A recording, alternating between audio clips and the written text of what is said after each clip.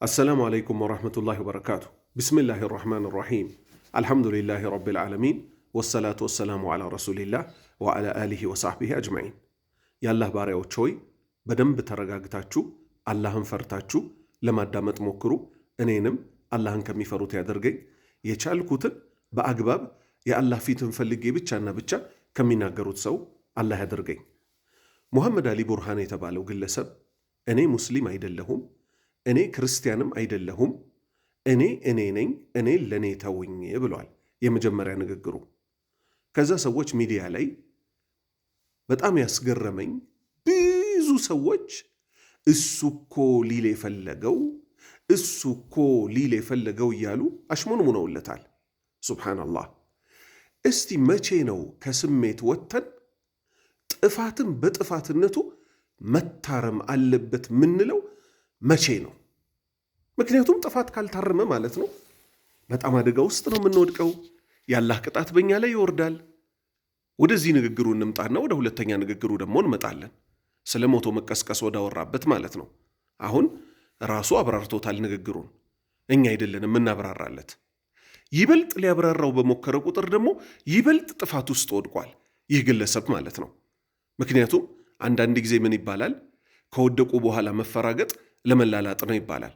ቀላል ነበር ትዕቢት የሌለበት ሰው ቢሆን ይሄ ንግግር ከቁርአን ከሐዲት ይጋጫል ብሎ ቁርአንና ሐዲትን ጠንቅቆ የሚያውቅ ሰው ከሆነ።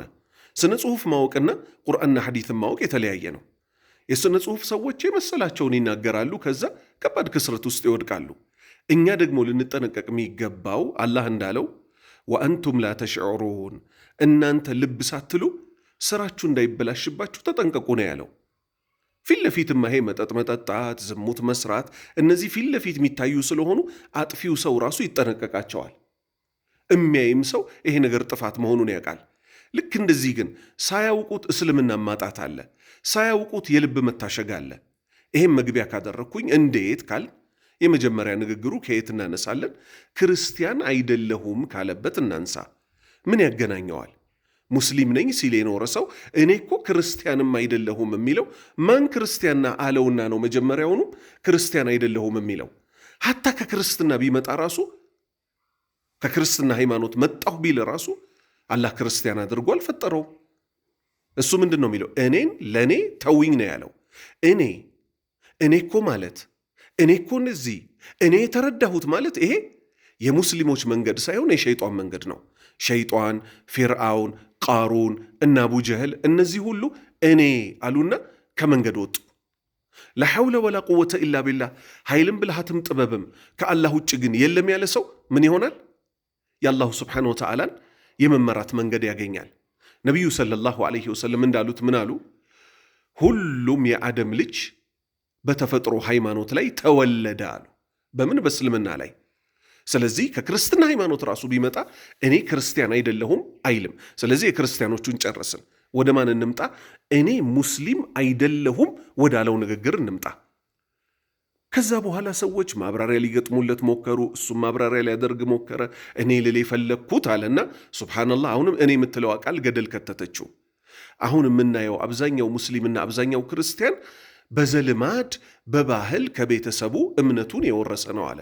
ኢና ሊላሂ ወኢና ኢለይሂ ራጂዑን።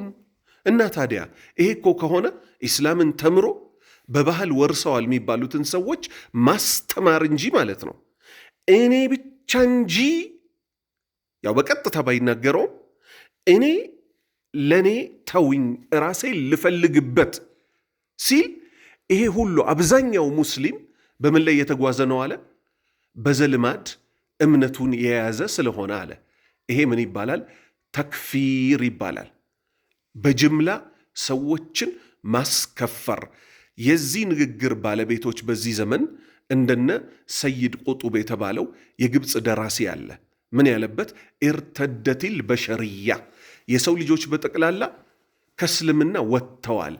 አዛን የሚሉት ሰዎች ራሱ የላ ኢላሃ ኢለላህን ትርጉም አልተረዱትም ብሎ ጅምላ ጭፍጨፋ እንደሚባለው ሰዎችን ከእስልምና አስወጥቷል። ይሄም ግለሰብ እኔን ለእኔ ተውኝ፣ ሙስሊሞች የሚባሉት በዚህ ዘመን ያሉት ብዙ ስህተት እየሰሩ ስለሆነ እኔ እነሱን መንገድ አልከተልም፣ እኔ ጌታዬም በእውቀት እየፈለግኩ ነው አለ። እውቀት እየፈለግኩ ነው እንጂ የሚባለው ጌታን እየፈለግኩ ነው አይባልም። ምክንያቱም ነቢዩ ሰለላሁ ዐለይሂ ወሰለምን አላህ ልኮ ራሱን አስተዋውቆናል። አዲስ ምንፈልገው ነገር የለም። ቁጭ ብሎ ቁርአንን፣ ሐዲትን፣ የሶሃባዎችን አረዳድ መማር ብቻና ብቻ ነው የሚጠበቅብን። ሙሐመድ አሊ ቡርሃን እንደሚታወቀው የእውቀት ፈላጊ አይደለም። ቡኻሪን ቀርቶ ሙስሊምን ቀርቶ የተፍሲር ሊቃውንቶችን አስተምሮት ተምሮ አይደለም እኔ እያለ እያወራ ያለው። ፍልስፍናን የተማረው ዩኒቨርሲቲ ገብቶ ለዲኑ ጊዜ ያልሰጠ ሰው ደግሞ እኔ ብሎ ሲናገር ንግግሩ ግማሹ ደህና ቢመስለንም አንዷ ንግግሩ ደግሞ ገደል ልትከተው ትችላለች። በዚህም የተነሳ አሁን ምሳሌ ላምጣለት። ዘይድ ኢብን ነውፈል የተባለ ግለሰብ ከዚህ ሰውዬ ንግግር ጋር በምን መልክ አብሮ ሊሄድ ይችላል የሚለውን እናንሳ። ዘይድ ኢብን ነውፈል ነቢዩ ከመላካቸው በፊት የመካ ሙሽሪኮች ጋር መጥፎ ነገሮች ሲሰሩ ያያል። ለጣዖት ሲታረድ ያያል። ሴቶች ሲበደሉ ያያል። ብዙ ደስ የማይሉትን ነገሮች ሲያይ ያረዳችሁትን አልበላም አለ። ለምን ሲባል ዝናብ ያዘነበላት ሳር ያበቀለላት አላህ ሆኖ ሳለ ከአላህ ውጭ ላለ መስዋዕት እያደረጋችሁ እኔ እሱን አልበላም አለ። ከዛ ወደ ሻም ሄደ። ሻም በሄደበት የሁዳዊ ያገኛል። ወደ እናንተ ሃይማኖት መግባት እፈልጋለሁ አለው። የሁዳዊው ምን አለው? ቡኻሪ ነው የዘገቡት ሐዲቱን ልብ በል።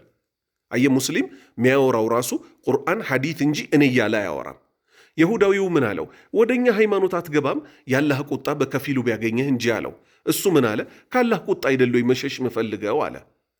የአብርሃምን መንገድ ተከተል አለው። የኢብራሂምም ማለት ነው። አሁንም ሄደ ክርስቲያንን ያገኘ። ክርስቲያኑን ቄስ ምን አለው? ወደ እናንተ ሃይማኖት መግባት እፈልጋለሁ አለው። ወደኛ ሃይማኖት እኮ አትገባም ያላህ ቁጣ በከፊሉ ቢያገኘህ እንጂ አለው። እኔ ካላህ ቁጣ እንጂ ከማን እሸሻለሁ አለ። ከዛ ምን አለው? የኢብራሂምን መንገድ ተከተል አለው። ከዛ ምን አለ? አዋጅ እኔ የኢብራሂምን መንገድ በመከተል ላይ ነኝ አለ። አላህ ደግሞ ምን አለን? ነቢዩ ሰለላሁ ዐለይሂ ወሰለምን ራሱ ምን አላቸው? የኢብራሂምን መንገድ ተከተል አላቸው። እኛንም ምን አለን? የኢብራሂምን መንገድ ተከተሉ አለ። ነቢዩ ሰለላሁ ዐለይሂ ወሰለም ከተላኩ በኋላ ሐቅ እንጂ ስለሌለ እኔ ሙስሊም አይደለሁም አይባልም። ተስሚያውን ሙስሊም ነኝ የሚለውን እኔ አይደለሁበትም አይባልም። ነኝ እኔ ከሙስሊሞች ነኝ፣ ወአነ ሚነል ሙስሊሚን እኔ እኮ ከሙስሊሞች ነኝ ነው የሚባለው እንጂ እኔ ሙስሊም አይደለሁም አይባልም። ንግግሩ እኮ ነው ችግር ያለው። በጣም የገረመኝ ብዙዎች ልታሽሞንሙኑለት ሞክራቸዋል። ቁርአን ሐፊዝ የተባለ የመስጂድ አሰጋጅ የተባለ ዳዕዋ አድራጊ ሁሉ የተባለ አስፈራችሁ አይደል? በጣም በቃ ሚሊኒየም አዳራሽ ላይ የቀረበ ሰው ስለነበር በጣም ሰው ዘንድ ስለቀረበ እሱን መቃወም ፈራችሁና ህዝብ በጅምላ እያከፈረ ዝም አላችሁት። ሁለተኛ በአኼራ ሞቶ በመቀስቀስ የሰው ልጅ 10% አይደለም 5% ቢያምን ኖሮ ይሄ ሁሉ ጉዳይ ባልተከሰተ ነበር አለ ሳዲቅ መሐመድ። በጣም አዝኜብሃለሁ፣ በጣም ማለት ነው። ይሄ ንግግሩን ምን ልታደርግለት ሞከርክ? አይ እሱ ሊል የፈለገው ሃይማኖት አልባ የሆኑት ሰዎች ራሱ ማይሰሩትን ሃይማኖት ላይ ነኝ የሚሉ ሰዎች ሲሰሩት ለማለት ፈልጎ ነው አልክለት። በፍጹም እንዲህ ብለህ ማሰብ የለብህም። ስሜታዊ ከመሆን አንተም እኔም ልንርቅ ይገባል። ሐቅ ሌላ ቦታ ነው ያለችው፣ የእኛ ስሜት ሌላ ቦታ ነው ያለው። ምክንያቱም ልብ በል ሙስሊሞች ለ3 ይከፈላሉ። መጠጥ የሚጠጣ፣ ዝሙት የሚሰራ፣ ለዘሩ ሲል ሰው የሚገል ግን ሙስሊም ነው። አላህ ምን አለ? ወሚንሁም ዛሊሙን ሊነፍሲሂ ከሙስሊሞች ውስጥ እኮ ነብሱ የሚበድል አለ። ወሚንሁም ሙቅተሲድ ከነሱ ውስጥ ደግሞ መካከለኛ የሆነ አለ። ወሚንሁም ሳቢቁን ቢልኸይራት ከነሱ ውስጥ ደግሞ በኸይር የሚሽቀዳደማል። ሁሉም ግምኖች ናቸው፣ ሙስሊሞች ናቸው። ሌላ ነጥብ ሶሃባዎች እውነት በአኼራ ሞቶ በመቀስቀስ 5% ሳያምኑ ቀርተው ነው? በፍጹም ሙሉ ፐርሰንት አምነዋል። ከመሆኑ ጋር ሰይፍ አንስተው ሸይጣን ገባና በመካከላቸው እርስ በርስ ተገዳደሉ።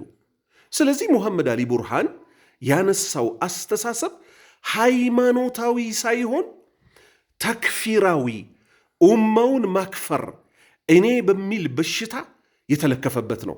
ሙስሊሞች ሆይ አንድ ነገር ሲመጣ፣ አንድ ክስተት ሲመጣ በቁርአንና በሐዲት እንፈትሽ። ወሰላሙ ዓለይኩም ወረሕመቱላሂ ወበረካቱ።